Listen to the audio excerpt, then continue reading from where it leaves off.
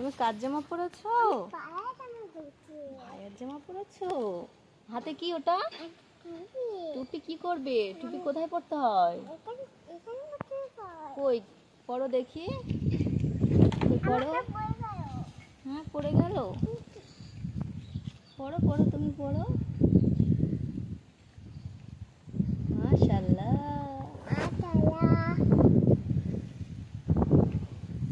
কি করবে এবারে? নামাজ পড়বে নাকি? নামাজ পড়বে। ও হুজুর আলহামদুলিল্লাহ মাশাআল্লাহ।